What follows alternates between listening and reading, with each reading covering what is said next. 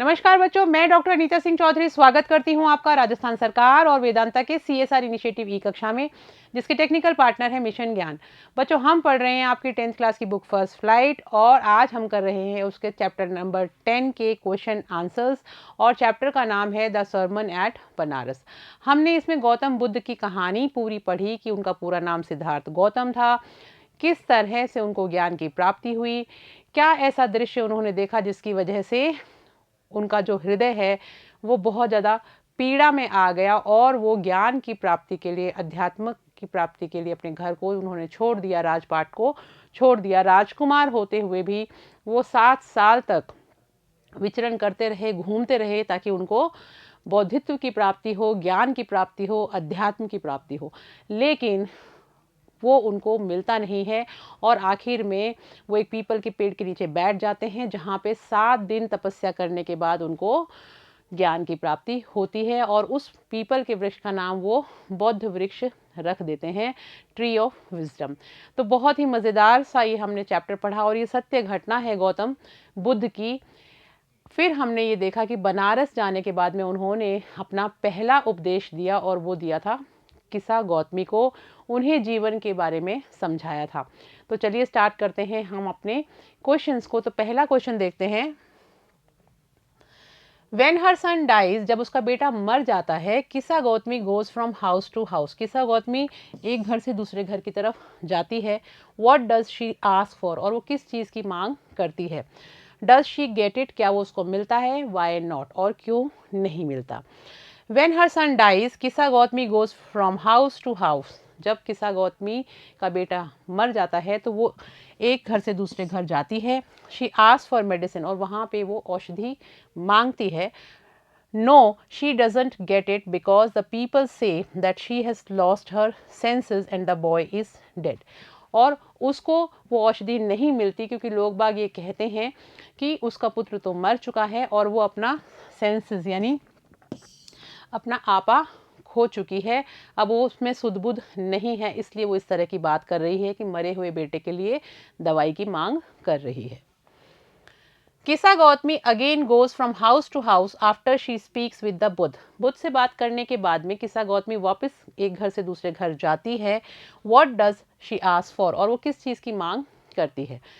The second time around does she get it? जब वो दूसरी बार जाती है तो किस चीज़ की मांग करती है, क्या वो उसको मिलता है। Why not? और क्यों नहीं मिलता। Kisa Gotami again goes from house to house after she speaks with the Buddha. यानी किस्सा गौतमी दोबारा से बार बार एक घर से दूसरे घर जाती है बौद्ध से मिलने के बाद में। जब वो गौतम बुद्ध से मिल लेती है तो वापस वो जाती है। Second time around she asked for a handful of mustard seeds from a house where no one has ever died. दूसरी बार वो सभी घरों में जाती है और वहाँ से एक मुट्ठी सरसों के दाने मांगती है, ऐसे घर से जहाँ पे आज तक कभी किसी की मृत्यु ना हुई हो। She doesn't get it because there is not any house where no one has ever died. और उसको वो सरसों के दाने नहीं मिल पाते क्योंकि कोई भी ऐसा घर नहीं मिलता जिसमें किसी की मृत्यु ना हुई हो। What does Kisa Gotami understand the second time that she failed to understand the first time? ऐसी क्या बात थी जो किस्सा गौतमी को दूसरी बार में समझ में आई, जो वो पहली बार में समझने में नाकाम हो गई थी। Was this what the Buddha wanted her to understand? क्या कुछ ऐसा था जो बुद्ध चाहते थे कि वो समझ जाए। Kisa Gotami understands that it is the fate of man that their lives flicker up and extinguish again.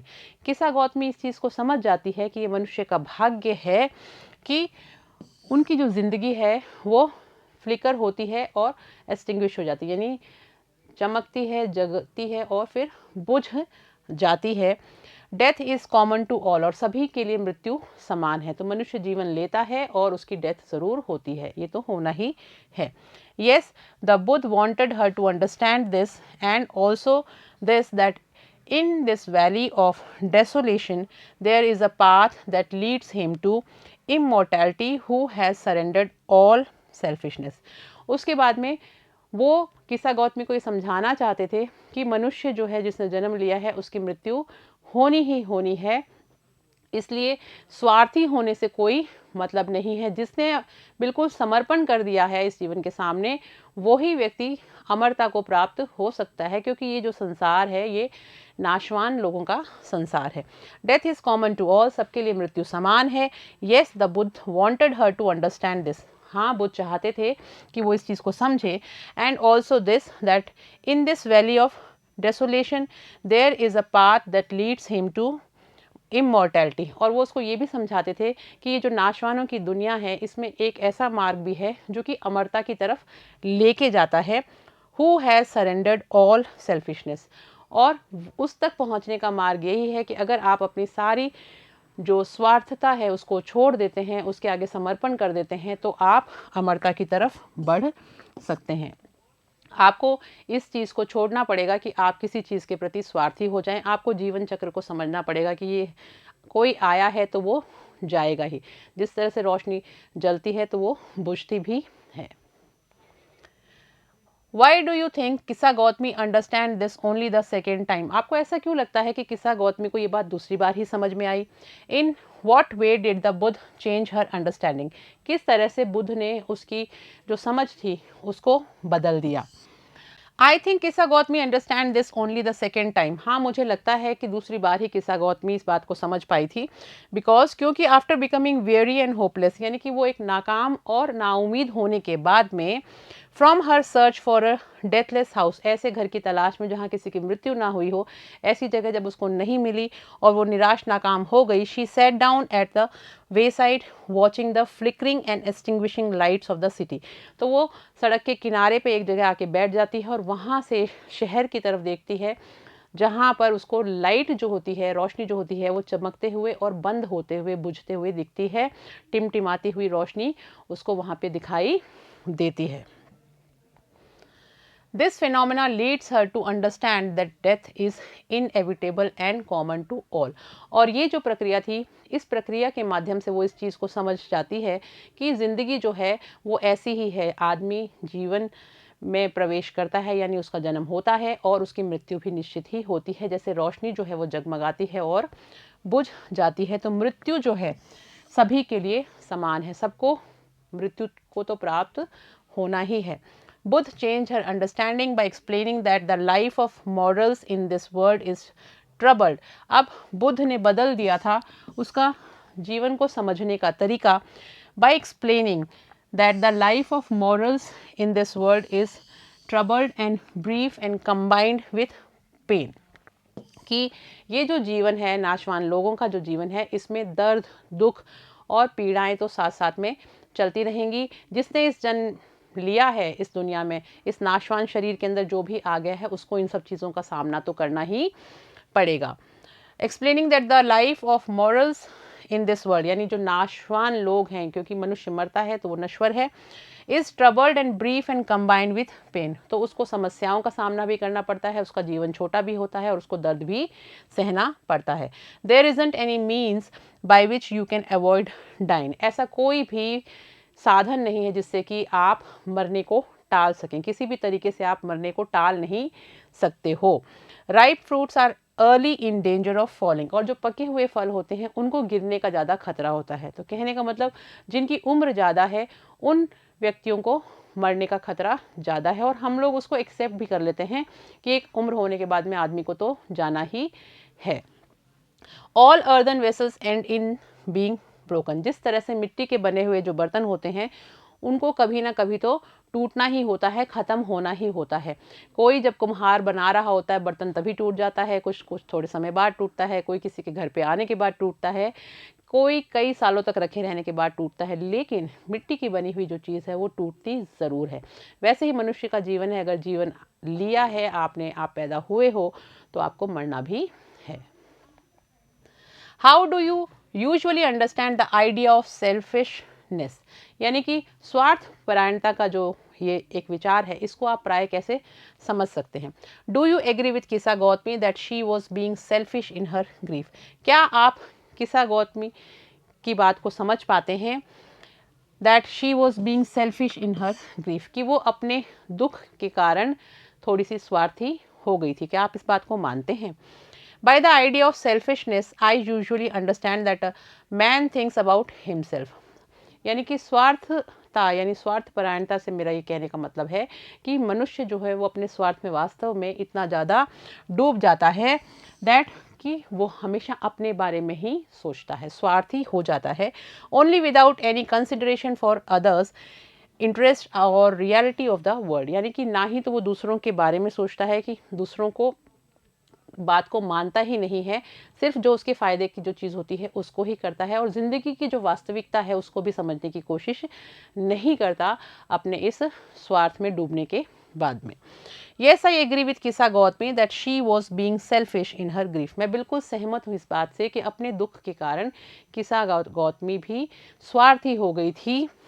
For her son's life, she forgot the reality of this mortal world. अपने बच्चे की ज़िंदगी के लिए, अपने बेटे के जीवन के लिए वो इस जीवन की जो सत्य बात है उसको भूल चुकी थी, उसको समझ नहीं पा रही थी कि वास्तविकता क्या है इस नाशवान शरीर की, कि उसको जाना ही है. Where all are subject to death, जहाँ पे सभी को एक ना एक दिन मृत्यु को प्राप्त होना ही है. तो जीवन की इस सत्यता से वो अनभिज्ञ थी और अपने ही दुख में वो थोड़ी स्वार्थी हो गई थी, अपने बच्चे को वापस जिंदा करना चाहती थी जो मर चुका था. What made Prince Siddharth to leave his family and palace? किस चीज़ ने जो राजकुमार सिद्धार्थ थे उनको अपना परिवार और अपना राजपाट छोड़ने पे मजबूर कर दिया. Prince Siddharth had seen sites of suffering. Prince Siddharth ने बहुत सारे दृश्य देखे, पीड़ा होते हुए देखा, लोगों को तकलीफ में, दुख में देखा. ही वॉज अ प्रिंस, वो एक राजकुमार थे. He thought that life has no pain and suffering, क्योंकि वो ऐसा समझते थे, ऐसा सोचते थे कि ज़िंदगी में कोई भी पीड़ा नहीं होती, कोई भी दर्द नहीं होता. He saw a sick man, जब उन्होंने एक बीमार आदमी को देखा. एन एजेड मैन, एक बूढ़े आदमी को देखा. अ फ्यूनरल प्रोसेशन, और एक मृत्युशैया के ऊपर एक व्यक्ति को लेके जाते हुए अंतिम संस्कार की जो जुलूस होता है उसको देखा. And a monk begging for arms, और एक भिक्षुक को देखा जो कि भिक्षा मांग रहा था. He wanted to know the cause of their sufferings, वो उनके पीड़ाओं का, दुख और दर्द का कारण जानना चाहते थे. He left his palace and family, और उसने अपना महल और अपना परिवार जो है वो छोड़ दिया. To seek enlightenment concerning the sorrows he had witnessed, क्योंकि वो उन चिंताओं के बारे में बहुत ज़्यादा सोच रहे थे, उनके बारे में उनके मन में बारी बारी विचार आ रहे थे, जो भी अभी तक उन्होंने वो दुख रास्ते में देखे थे, जिनको उन्होंने अपनी आंखों से विटनेस किया था, यानी देखा था. These sites move him very much, और इन दृश्यों ने उनको पूरा अंदर तक हिला दिया था. ही वॉन्डर्ड फॉर 7 years, और वो 7 साल तक अपना महल, राजपाट, परिवार छोड़ के घूमते रहे. He finally sat down under a peepal tree, और आखिरकार वो एक पीपल के पेड़ के नीचे बैठ गए. ही गॉट एनलाइटमेंट, और वहाँ पर उनको बौद्धित्व की प्राप्ति हुई, यानी वहाँ पर उनको आध्यात्मिक ज्ञान की प्राप्ति हुई. How was Prince Siddharth transformed into Gautam Buddha, कि जो राजकुमार सिद्धार्थ थे वो बुद्ध में कैसे बदल गए. Prince Siddharth was very much moved by the sorrows he had witnessed, यानी प्रिंस सिद्धार्थ जो है उन्होंने जब अपनी आंखों से इतने सारे पीड़ाओं को और दुख दर्दों को देखा तो वो बिल्कुल तकलीफ महसूस करने लगे अपने अंदर, और उससे वो एकदम अंदर तक हिल चुके थे कि ये क्या मैंने देख लिया कि ऐसा भी होता है. तो इन चीज़ों से बहुत ज़्यादा प्रभावित हुए. When he was 25 years old he removed royalty, और जब वो 25 साल के हुए थे और उन्होंने ये सब चीज़ें देखा तो उन्होंने राजपाट छोड़ दिया. And went out into the world to seek enlightenment, और संसार में निकल पड़े अकेले ही आध्यात्मिक ज्ञान की प्राप्ति के लिए. Concerning the sorrows he had witnessed, क्योंकि वो जो भी उन्होंने पीड़ाएं, दुख दर्द देखा था उनके बारे में वो जानना चाहते थे, उनसे संबंधित हर ज्ञान को वो प्राप्त करना चाहते थे कि ऐसा क्यों होता है. He wandered for 7 years and finally, और आखिर में वो 7 साल तक घूमते रहे और आखिरकार set down under a peepal tree, फिर एक पेड़ के नीचे बैठ जाते हैं पीपल के. He vowed to stay under the tree, उन्होंने कसम खाई कि वो पेड़ के नीचे ही बैठे रहेंगे. अनटिल एनलाइटमेंट केम, जब तक कि उनको आध्यात्मिक जो ज्ञान है वो प्राप्त नहीं हो जाता, उसकी वो प्राप्ति नहीं कर लेते। After the 7 days of the enlightenment he renamed the tree the Bodhi tree. और 7 दिन जब वो पीपल के पेड़ के नीचे बैठे रहे और उनको अध्यात्म की प्राप्ति हुई तो उन्होंने उस पीपल के पेड़ का नाम बौद्ध वृक्ष रख दिया। He became known as Buddha. और उसके बाद से वो बुद्ध के नाम से प्रचलित हो गए, सब उनको बुद्ध के नाम से जानने लग गए। What do you know about the first sermon of Buddha? Buddha के पहले उपदेश के बारे में आप क्या जानते हो? After his enlightenment Buddha started his journey again. अपने आध्यात्मिक ज्ञान को जब उन्होंने प्राप्त कर लिया तो उन्होंने अपनी यात्रा को वापस से शुरू किया। He reached Banaras. और वो बनारस पहुँचे। He preached his first sermon in the city of Banaras. और वहाँ पे बनारस पहुँचने के बाद में उन्होंने सबसे पहला उपदेश वहाँ पे लोगों को दिया। It reflected the wisdom of Buddha about one inscrutable kind of suffering. यानी कि ये जो उनका ज्ञान था इसमें आप आराम से देख सकते थे, यानी वो प्रदर्शित कर रहा था कि किस तरह का आध्यात्मिक ज्ञान जो है उन्होंने प्राप्त किया है और जो लोगों की पीड़ाएं हैं उससे संबंधित ज्ञान वो पूरा प्राप्त कर चुके थे, वो उसमें उपदेश में झलक रहा था। Kisa Gotami implored the Buddha to revive her only sun.